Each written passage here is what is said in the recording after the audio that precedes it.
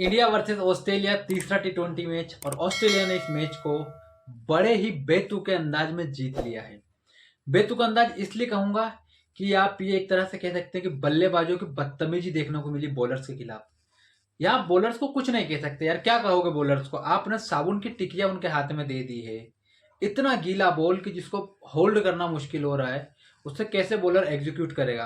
Actually series ये पूरी की पूरी जो खेली जा रही है सिर्फ बैटर्स के लिए ही खेली जा रही है। आप यहाँ बॉलर्स के लिए कुछ नहीं छोड़ा है आपने, क्योंकि जो सीरीज है वो खेली जा रही है ठंड के दिनों में, जहां इंडिया में ओस इतनी ओस होती है कि 6 बजे से ओस आना शुरू हो जाती है, 7 बजे से मैचेस स्टार्ट होते हैं।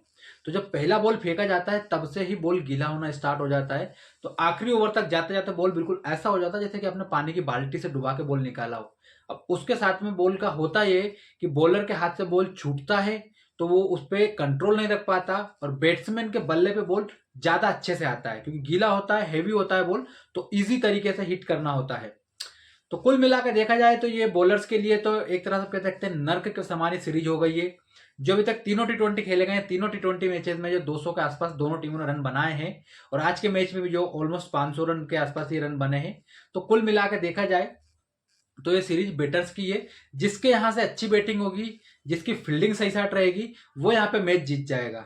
बॉलिंग में आप कुछ नहीं, किसी को कुछ नहीं कह सकते, क्योंकि आपने 225 रन 23 रन बनाए हैं। तो उसमें भी कहीं ना कहीं जो सबसे बड़ा रोल था वो था गीली बॉल का, क्योंकि गीली बॉल से उनके बॉलर्स बॉल डाल रहे थे, प्लान एग्जीक्यूट नहीं कर पा रहे थे, तो आपको बैटर्स हिट कर रहे थे। लेकिन जब आपकी बॉलिंग आई तब भी हुआ यही कि जो बॉलर्स थे उनके पास कुछ था नहीं ऐसा जो वो कर पाते। स्पिनर जिन्होंने मेरे ख्याल से शानदार बॉलिंग की है, कुछ बुरा नहीं किया स्पिनर्स ने। इतना गीला बॉल होने के बावजूद रवि बिश्नोई ने 32 रन दिए हैं, 36 रन दिए मेरे ख्याल से, और तीन तीन या 2 विकेट निकाले हैं। 37 रन दिए हैं आपके अक्षर पटेल ने और 1 विकेट निकाला। अगर इतना गीला बॉल है तो ये अगर 50-50 के लिए भी जाते तो मेरे ख्याल से कोई सरप्राइज होने वाली बात नहीं थी। तो कुल मिलाकर देखा जाए तो बॉलर्स की मैं नहीं मानता कि यहाँ कोई गलती है इस सीरीज में। अगर इंडिया आज ये मैच हारा है तो इसमें आप जो दोष देना चाहेंगे वो देना चाहेंगे सूर्य कुमार यादव और the wicket keeper Ishan Kishan. इनकी मैं आलोचना इसलिए कर रहा हूं, मैं इनको टारगेट नहीं कर रहा हूं, लेकिन इनकी आलोचना इसलिए कर रहा हूं कि जो ईशान किशन से जो गलती हुई, और एक बॉल उन्होंने स्टंप के आगे पकड़ा, वो आपको नो बॉल हुआ, फ्री हिट मिला, मैथ्यू वेड को छक्का मिला। वो छक्का मिलना बड़ी बात नहीं थी, मैथ्यू वेड को वहां से मोमेंटम मिला। फिर उसके बाद में आपने मैक्सवेल के लिए एक चौका छोड़ दिया बाय का अक्षर पटेल की बॉल पे।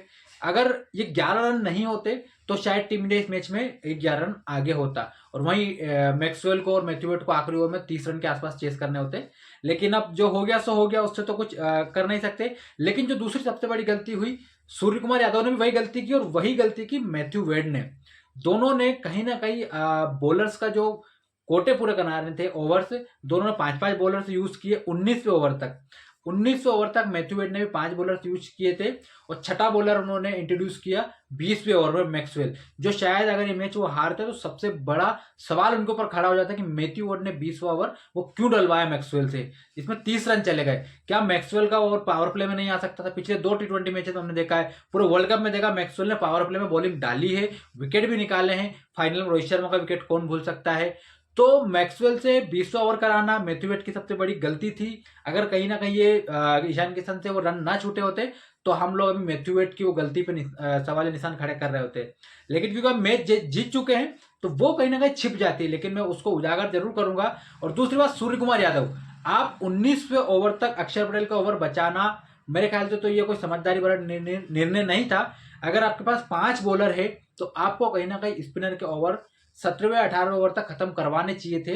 अगर आपको बचाना ही था तो आपको वहां पर रवि बिश्नोई के साथ जाना चाहिए था, क्योंकि आपके मेन बॉलर हैं, विकेट टेकर हैं। आप अक्षर पटेल का ओवर 19 ओवर तक लेके गए, जो मेरे ख्याल से कहीं ना कहीं वो उल्टा बैठ गया टीम इंडिया के लिए, और सामने पड़ गए मैथ्यू वेड लेफ्टी, जो कि अक्षर पटेल के लिए इजी बन रहे थे। तो कुल मिला के, और दूसरी चीज अगर देखी जाए तो सूर्य कुमार यादव ने जो कैच टपकाया, वो कैच कहीं ना कहीं बहुत क्रूशल कैच था। 18वें ओवर में प्रसिद्ध कृष्णा की बॉल पर आपने कैच टपकाया, वो कैच इस लेवल पे बनता था। और कहीं ना कहीं सूर्य कुमार यादव का वो जो कैच था वो भी गीली बॉल के चलते ही उनके हाथ से छिटका। अगर बॉल सूखा होता तो कहीं ना कहीं उनके हाथ में चिपक जाता। तो कुल मिलाकर टीम इंडिया और ऑस्ट्रेलिया में कुछ ज्यादा फर्क रहा नहीं, सेम टू सेम दोनों की सिचुएशन थी। लेकिन मैक्सवेल ज्यादा बेहतर खेल गए, ज्यादा अच्छे से गेम को रीड कर पाए, तो आज जो विनिंग नोट पर खत्म किए। अदरवाइज एक बॉल अच्छा या बुरा होता तो शायद यहाँ पे ऑस्ट्रेलिया और इंडिया में जीत या हार का मेरे ख्याल से इंडिया विनर हो सकता था।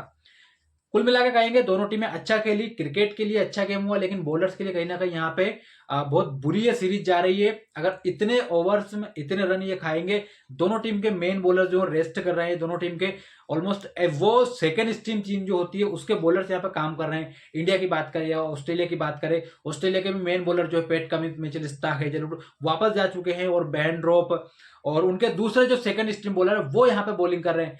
और इंडिया की बात करें तो प्रसिद्ध कृष्णा, आवेश खान, रवि विष्णु, अक्षर पटेल, ये वो बॉलर्स हैं जिनको आप रेडी कर रहे हैं T20 वर्ल्ड कप के लिए। अगर इस तरह से रेडी करना है, इस तरह की पिचेस पे खिला के रेडी करना है, तो मुझे नहीं लगता कि इन बॉलर्स को इन पे खिलाना चाहिए, क्योंकि ये बॉलर्स आए कॉन्फिडेंस गेन करने। डोमेस्टिक क्रिकेट में महीनों मेहनत करने के बाद में इन बॉलर्स को 1 या 2 या 3 मैच मिलते हैं, ये पूरी सीरीज बाय डिफॉल्ट इनको मिली है। अगर इस सीरीज में इनके नंबर ऐसे रहेंगे 40-50, अब प्रसिद्ध कृष्णा को आप क्या कहेंगे, 4 ओवर में 70 रन पड़ गए उनको, उनकी क्या गलती है? गीली बॉल आपने उनके हाथ में थमा दी, क्रूशियल ओवर आपने उनके हाथ में दे दिए, रन तो उधर से भी पड़े ना, रन तो उधर से पड़े। बेहन ड्रॉप को अगर छोड़ दो तो बाकी सबने रन वहां पर खाए, हार्डी ने रन खाए, मैक्सवेल ने रन खाए, सबने रन खाए, लेकिन प्रसिद्ध कृष्णा की क्या गलती है? 70 रन पड़ गए, उनके कॉन्फिडेंस को कितना झटका लगा हुआ यहाँ पे। अब अगर वो इतने समय बाद डोमेस्टिक में अच्छा करके यहाँ पे आए थे, तो अगर वो कहीं ना कहीं यहाँ पे अच्छा सीरीज जाता, अच्छा खेलते, तो उनके लिए एक अच्छी होती, इंडिया के लिए एक बॉलर रेडी होता। लेकिन अनफॉर्चुनेट है कि सीरीज ऐसे टाइम पे खेली जा रही है, मेरे ख्याल से तो कहीं ना कहीं ये सीरीज जो है बॉलर्स के लिए बहुत बुरी है, और कहीं ना कहीं सबसे बड़ा जो नुकसान हो रहा है वो इंडियन बॉलिंग लाइनअप या ऑस्ट्रेलियन बॉलिंग लाइनअप को हो रहा है। अगर उनकी बेंच स्ट्रेंथ को मजबूत करने को देख रहे हैं, तो मुझे नहीं लगता इसमें कोई बॉलर उनका ऐसा होगा जो कि अगली सीरीज के लिए इतना कॉन्फिडेंस लेके जाएगा कि यार मैं ऑस्ट्रेलिया सीरीज में अच्छा करके आया। आपके सभी बॉलर्स पिट रहे हैं, जब 200 सवा 200 बनते हैं हर इनिंग में, तो फिर बॉलर्स के लिए आप कुछ बचता नहीं करने के लिए। हाँ, अगर कोई जेसन बेहनड्रॉप जैसा एक्स्ट्रा ऑर्डिनरी कर दे, जो 4 ओवर 12 रन देके विकेट निकाल दे, तो वो एक अलग बात है।